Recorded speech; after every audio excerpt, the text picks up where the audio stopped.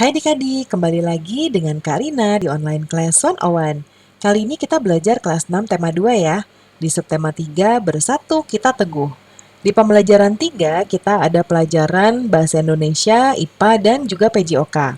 Di halaman 116 sampai dengan 121. Nah, adik-adik untuk melihat video pembelajaran lain, adik-adik bisa nanti ketika adik-adik lihat video Kak Rina, diklik di kolom deskripsi seperti ini. Ya, nanti cari adik-adik mau lihat kelas berapa. Ya, misalnya kelas berapa nih? Kelas 3 atau kelas 4. Nanti diklik aja biru-birunya untuk masuk ke playlistnya ya. Atau bisa juga di sebelah kanan sini adik-adik klik. Nanti akan ada playlist dan juga video rekomendasi lainnya ya. Nah, kita mulai yuk adik-adik. Kata Lani, hidup rukun dalam perbedaan merupakan landasan terciptanya persatuan dan kesatuan bangsa. Adik-adik, tahukah kamu bahwa bermain bersama dengan teman-teman yang berbeda secara damai dan saling menghargai adalah cerminan hidup rukun? Ya, hidup rukun merupakan landasan terciptanya persatuan. Udin, Siti, Dayu, Beni, dan Edo, serta Lani juga ya, ini 6 sekawan, selalu berupaya menunjukkan sikap tersebut dalam kehidupan sehari-hari. Mereka bermain bersama, saling menghargai, saling membantu, saling bekerja sama, saling belajar tentang budaya lain. Hari ini mereka mempelajari salah satu permainan tradisional dari Nusa Tenggara Timur atau NTT, yaitu permainannya namanya Rangku Alu. Permainan ini tuh butuh keterampilan adik-adik, keterampilan melompat ya. Nah, kita akan belajar tekniknya sebelum bermain.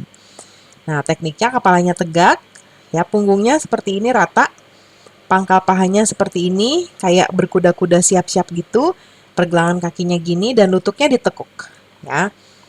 Nah, lalu nanti akan ada 1, 2, 3, 4 orang. Di sini nih di titik-titik yang Kak Rina kasih, dia nanti akan melebarkan kayunya, dihentak-hentakan ke tanah, lalu didekatkan lagi kayak gini, ya. Jadi dihentak-hentakan lagi, lalu dilebarin lagi. Nah, pas lebar tuh kakinya si pemain di tengah. Dia juga loncat, loncat, loncat. Lalu ketika lagi kayak gini nih rapet, dia di sini. Lalu misalnya pindah ke sini. Ya kayak gitu ya adik-adik.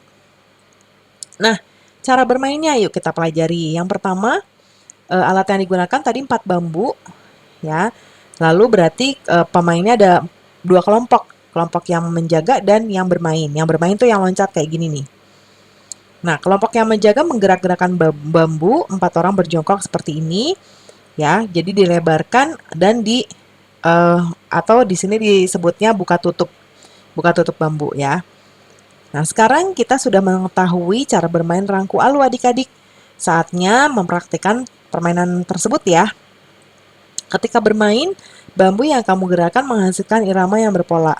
Kamu bisa membuat permainan itu lebih menarik lagi dengan bernyanyi juga ya. Nah, lakukan refleksi bersama teman-teman. Selesai bermain, bagaimana perasaan adik-adik? Nanti sesuaikan aja sama perasaan adik-adik. Misalnya Kak Rina contoh ini, kalau main ini tuh seru menurut Kak Rina, jadi perasaan Kak Rina sangat senang pastinya karena bisa bermain bersama teman-teman dengan rukun. Nah, Kak Rina juga bisa bekerja sama ya dengan teman yang lain ketika menggerak-gerakkan si bambunya. Lalu apa yang harus kamu lakukan agar kelompokmu mencapai tujuan? Yang pasti bekerja sama dan mengesampingkan perbedaan atau tidak mempermasalahkan perbedaan. Saling mendukung dan menghargai pendapat orang lain. Lalu bersungguh-sungguh dan belajar ya. Kemudian bagaimana penerapan gerak lompat yang sudah kamu pelajari? Apakah masih membingungkan? Nah, kalau Karina contohkan, nanti boleh beda sesuaikan dengan adik-adik aja ya. Contohnya, gerakan yang sudah dipelajari adalah melompat ke bidang persegi yang berada di tengah-tengah buka tutup bambu sesuai irama. Pada awalnya bingung ya karena tidak terbiasa, tapi setelah mengetahui irama dan kecepatan dari buka tutup bambu, saya paham cara menerapkannya. Seperti itu ya. Nah, sekarang kita ada bacaan. Lalu ada gambar di sini tanam pohon di bumi untuk masa depan kami. Tuhan menganugerahkan kita beragam tanaman dan hewan agar kita bisa memanfaatkannya. Namun, pemanfaatan tumbuhan dan hewan tidak diiringi oleh sikap yang bijak, sehingga banyak terjadi ketidakseimbangan. Sebagai warga negara yang baik, kita perlu bersatu melestarikan hewan dan tumbuhan agar manusia dapat hidup sejahtera. Pilihlah satu tumbuhan atau hewan yang menurutmu perlu dilestarikan. Buatlah poster untuk mengajak seluruh warga sekolah tergerak hatinya untuk melestarikan tumbuhan dan hewan. Nah, adik-adik kamu juga bisa mempelajari poster dari samping, ya, dari gambar ini. Postermu harus memuat satu jenis tumbuhan atau hewan dengan habitat dan manfaatnya. Jangan lupa kalimat ajakan ya. Nah, kalimat ajakan tuh contohnya ini, tanam pohon di bumi, ini mengajak kita untuk menanam pohon. Nah, kemudian di sini ada bacaan lagi, persatuan dapat membawa kebaikan, begitu pula dalam belajar. Kamu akan bekerja sama dengan temanmu agar tulisanmu dapat lebih baik. Contohnya ada bacaan di bawah ini, Sangsaka merah putih merupakan sebutan bagi bendera nasional Indonesia. Warna merah putih memiliki makna, merah berarti berani, putih berarti suci. Merah melambangkan tubuh manusia, sedangkan putih melambangkan jiwa manusia. Keduanya penting dan saling melengkapi. Nah, bendera pusaka kita dibuat oleh Ibu Fatmawati, yaitu istri Presiden Soekarno pada tahun 1944. Bahannya terbuat dari katun Jepang dengan ukuran 276 cm dan 2 cm. Sejak tahun 1946 sampai dengan 1968, bendera tersebut hanya dikibarkan pada setiap hari ulang tahun kemerdekaan RI. Karena usianya yang sudah tua, Sangsaka Merah Putih terakhir berkibar pada tahun 1969. Bendera disimpan di Museum Nasional. Pemerintah kemudian membuat bendera duplikat dengan ukuran 300 cm x 200 cm. Nah, kita isi peta pikiran berdasarkan bendera tadi ya, dengan judul Sangsaka Merah Putih. Nah, kita jawabkan di sebelah kanan, yang apa, yaitu apa bahan pembuatan Sangsaka Merah Putih tersebut. Ya, yang kedua, mengapa Sangsaka hanya dikibarkan pada setiap hari ulang tahun kemerdekaan RI. Nah, adik-adik kalau mau sama baca jawabannya ada di sini. Ya, bahan pembuatannya ini nih. Katun Jepang. Ya. Kalau yang mengapa, nah ini nih.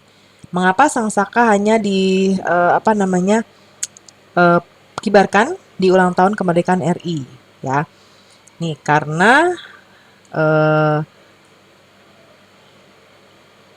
nih ya, sebentar, Karina lihat.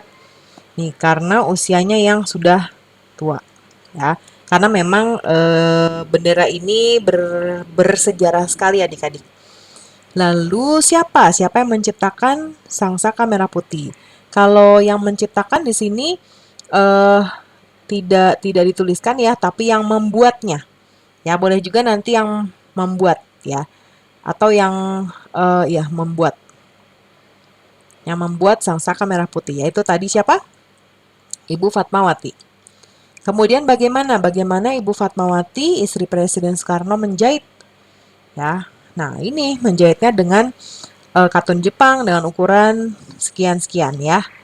Lalu kapan dikibarkan? Nah, ini setiap hari ulang tahun kemerdekaan. Di mana? Disimpan. Nah, ini di Museum Nasional ya. Nah, sekarang selanjutnya adik-adik, kembangkan informasi pentingmu ke dalam tulisan dengan menggunakan kata baku dan kalimat efektif. Nah, Karina contohkan di sini. Nanti adik-adik boleh pakai kalimat sendiri ya. Sangsaka Merah Putih merupakan sebutan bagi bendera nasional Indonesia. Merah berarti berani dan putih berarti suci. Merah melambangkan tubuh manusia, sedangkan putih melambangkan jiwa manusia. Bendera pusaka dibuat oleh Ibu Fatmawati, istri Presiden Soekarno pada tahun 1944. Bahan bendera terbuat dari katun Jepang dengan ukuran 276 cm kali 200 cm. Sangsaka Merah Putih saat ini disimpan di Museum Nasional. Nah, nanti tukarkan tulisan adik-adik dan teman-teman ya. Nah, bersatu dalam kebaikan akan membuahkan hasil yang luar biasa. Hari ini kamu sudah bersatu dengan temanmu dalam belajar sehingga kamu dapat memperoleh manfaat positif. Nah, ini nanti dijawab sendiri ya adik-adik ya. karena jawabannya adalah perasaan adik-adik tentang pelajaran hari ini. Ya, tapi yang terakhir nih, boleh Kak Rina jawabkan? Ya, karena terkait bacaan, apa yang akan kamu lakukan di sekolah terkait bersatu kita teguh, bercerai kita runtuh? Ya. Nah, kita artikan dulu nih, bersatu kita teguh, bercerai kita runtuh tuh artinya eh, apa tentang pentingnya persatuan. Nah, jadi segala sesuatu akan berhasil kalau kita kerjakan secara bergotong royong atau bersama-sama. Lalu berikan contoh semangat yang ini, berikan contoh semangat bersatu kita teguh di rumah. Yaitu ketika kita membersihkan rumah adik-adik, ya dikerjakan dengan keluarga baik ayah, ibu dan anak-anak. Nah, pekerjaan tersebut akan lebih mudah dan lebih cepat selesai kalau misalnya dikerjakan rame-rame. Nah, kalau dikerjaan sendiri atau perorangan, makan waktu lebih banyak, ya lama selesainya dan kita lebih capek. Nah, pembelajaran kita sudah selesai ya adik-adik. Terima kasih sudah menonton sampai akhir. Mohon dimaafkan apabila ada kesalahan dalam perkataan maupun dalam materi yang diberikan. Sampai jumpa di pembelajaran berikutnya. Dadah!